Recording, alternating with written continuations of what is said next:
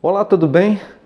Muitas vezes somos tomados por ressentimentos tão pequenos que invadem a nossa alma, o nosso coração e a nossa mente, nos deixando transtornados.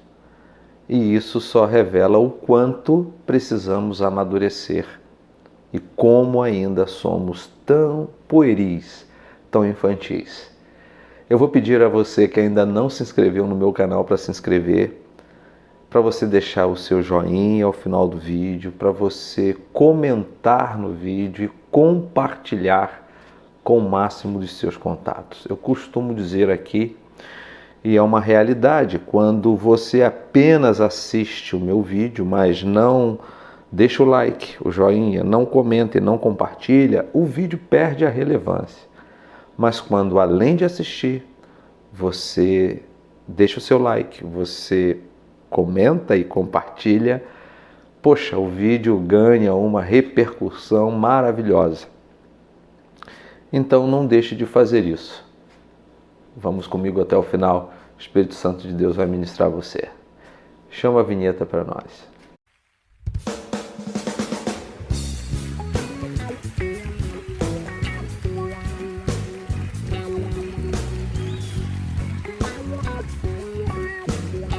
Como disse, muitas vezes nos ressentimos por coisas pequenas.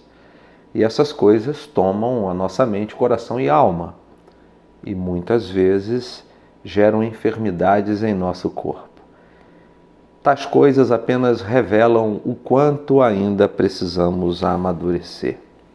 Sim, às vezes ficamos tristes e ressentidos com aqueles que não falaram conosco, aqueles que não comentaram em uma foto ou um vídeo que postamos, que não nos abraçaram em um momento específico da nossa vida, pode ser pelo aniversário ou mesmo pela perda de alguém. E isso gera uma tristeza grande em nosso coração. Acreditem, muitas vezes nós damos uma maior ênfase a quem não fez tais coisas do que aqueles que fizeram.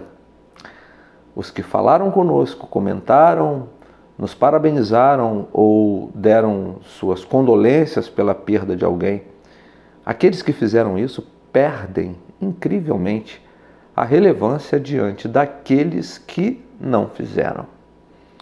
E, como eu disse, isso acaba revelando a necessidade que temos e a necessidade urgente de amadurecimento, de crescimento espiritual. Podemos até ter um físico robusto, uma idade avançada, mas isso jamais será sinônimo, ou essas coisas jamais serão sinônimos de que nós somos maduros o suficiente para suportarmos certas coisas. Jesus um dia ele contou uma história de um homem que preparou uma grande ceia. E a história vai nos dizer que ele convidou algumas pessoas para irem, para se fazerem presente àquela festividade que ele havia promovido. É muito interessante porque os convidados, aqueles que foram convocados para aquele momento, eles não foram, eles deram desculpas, eles apresentaram as suas escusas, eles disseram que não poderiam ir. E, ao meu ver, suas desculpas talvez fossem plausíveis para eles, mas não para o dono da festa. E isso causou uma tristeza grande ao coração daquele que havia preparado aquela grande ceia. Essa história está em Mateus capítulo 22 e também aqui em Lucas capítulo 14.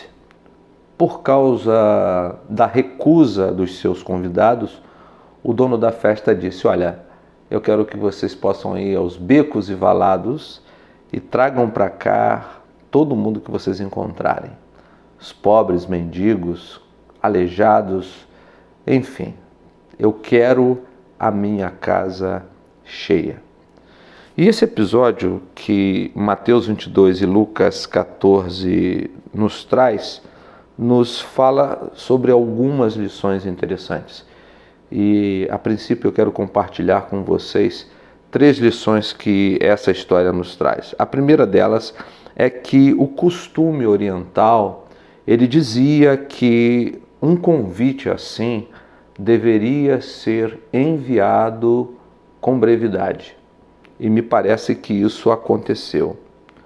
O convite foi enviado com antecedência. Porém, a cortesia, a etiqueta, dizia que, ao se aproximar o dia, ou especificamente no próprio dia, uma mensagem deveria ser enviada por um mensageiro para aqueles que já haviam anteriormente sido convidados. Ao que parece, as 2 questões aqui foram satisfeitas. A mensagem foi enviada com tempo de antecedência e no dia, porque o versículo 17 do capítulo 14 de Lucas diz: "E à hora da ceia mandou o seu servo dizer aos convidados: vinde, que já tudo está preparado." Então, aquele homem cumpriu a exigência tanto do costume oriental quanto o que dizia a etiqueta, mas os seus convidados rejeitaram. A segunda lição que esse texto nos mostra é que a recusa a um convite daquela magnitude era uma afronta a quem estava convidando. Era uma atitude, uma ação imperdoável. Os convidados não poderiam fazer o que fizeram. Foram convidados com antecedência e um mensageiro foi exatamente no dia da festa, mas eles simplesmente recusaram. E a terceira lição que o texto nos mostra é que as desculpas que foram apresentadas pelos convidados, como eu disse, desculpas totalmente descabidas, muitas vezes é o que fazemos. Se você observar bem as lições que falamos, que mencionamos no texto de Mateus 22 ou Lucas 14, nos mostra exatamente que os princípios estão sendo cumpridos. Nós estamos sendo convidados para uma festa há algum tempo. E diariamente o Senhor envia um mensageiro da sua parte para dizer: olha, está tudo pronto, vocês precisam vir. No caso da segunda lição, como nós falamos aqui, a recusa a um convite como esse era uma agressão à etiqueta. E quando você rejeita ao convite que lhe é feito, você está afrontando ao dono da festa. E o dono da festa é o Senhor. Ele tem se preocupado em te convidar. Em terceiro lugar, ou seja, a terceira lição, é que as desculpas esfarrapadas que os homens, os convidados, dão ao dono da festa, muitas vezes é o que acontece conosco. Nós damos muitas desculpas que não justificam. Elas podem justificar para nós ou até para o outro, mas não para aquele que conhece todas as coisas. Porém, eu quero avaliar com vocês cada desculpa dada ao dono da festa de uma forma prática. Então, preste atenção. Se você observar, o versículo 18 do capítulo 14 começa dizendo: "E todos a uma começaram a escusar-se. Disse-lhe o primeiro: comprei um campo, importa e vê-lo, e rogo-te que me hajas por escusado." Enfim, a verdade é que nenhum homem de negócio ele compraria um campo sem vê-lo primeiro. Não existia naquele contexto né, no contexto daquela sociedade, alguém em sã consciência que compraria campos sem antes vê-los. Portanto, essa desculpa é descabida, porque certamente para comprar um campo, aquele homem já os tinha visto e ele está apresentando uma desculpa que não justifica. A segunda desculpa é ainda mais absurda, porque o versículo 19 diz: e o outro disse, comprei 5 juntas de bois e vou experimentá-los, rogo-te que me hajas por escusado. Bom, ela é ainda mais descabida exatamente porque quando a gente pensa na compra de um campo, ele apresenta um valor e a ideia é que ele possa obter um lucro maior. Mas quando se pensa a respeito de junta de bois, ele não poderia de maneira nenhuma comprar para depois ir ver como aquelas juntas de bois funcionariam. Porque diferentemente das terras, os bois, se eles já estavam funcionando de uma forma ruim, né, no ato da compra, vamos imaginar assim, poderia demorar mais 1 ou 2 dias até que ele pudesse ir lá, depois do convite aceito, para ver se de fato aquelas juntas de bois funcionavam corretamente. Então essa segunda desculpa é ainda pior do que a primeira. E por fim, nós temos aqui uma terceira desculpa que parece ser mais aceitável. Vai nos dizer o versículo 20, e o outro disse, casei e portanto não posso ir. Bem, o casamento é algo muito sério. Logo, essa terceira desculpa parece ser mais plausível, né, mais aceitável do que as 2 anteriores. O fato é que quando o servo chegou com a notícia de que os convidados não iriam, o homem disse, eu quero que a minha casa esteja cheia, que ela esteja repleta, que ela possa realmente receber a todos os convidados. Então, como eu disse lá no início, né, vocês devem ir aos becos, aos valados, e vocês devem trazer para cá urgentemente todas as pessoas, porque eu quero a minha casa cheia. Aqui nós vemos que existe algo muito interessante. No Oriente também, uma festa, ou seja, no contexto daquela sociedade, não poderia começar até que todos os lugares estivessem ocupados. E isso nos fala de algo muito precioso. O nosso Mestre ainda não nos retirou da face dessa terra, porque ainda o tempo não chegou. E eu penso sempre que ainda há lugar. Porque o texto mesmo vai dizer aqui, a partir do versículo 21, e voltando aquele servo, anunciou essas coisas ao seu senhor.